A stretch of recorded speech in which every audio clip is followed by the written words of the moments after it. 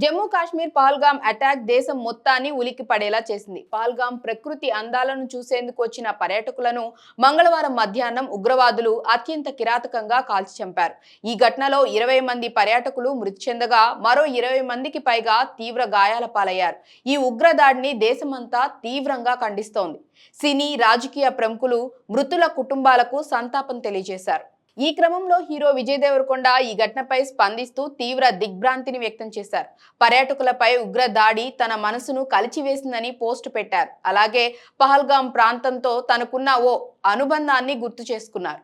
2 ఏళ్ల క్రితం నా బర్త్డేని అక్కడే సెలబ్రేట్ చేసుకున్నాను. ఓ మూవీ షూటింగ్ లో భాగంగా అక్కడికి వెళ్లిన నేను అందమైన ప్రకృతి, అక్కడి ప్రజల స్వచ్ఛమైన నవ్వుల మధ్య బర్త్డే జరుపుకున్నాను. స్థానిక కాశ్మీరీ స్నేహితులు నన్ను ఎంతో జాగ్రత్తగా చూసుకున్నారు. అలాంటిది నిన్న ఆ ప్రాంతంలో జరిగింది విని నా గుండె ముక్కలైంది అని పోస్ట్ పెట్టారు.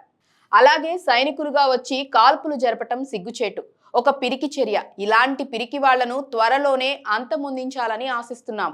బాధితులకు, వారి కుటుంబాలకు అండగా నిలుస్తామని తెలిపారు విజయ్.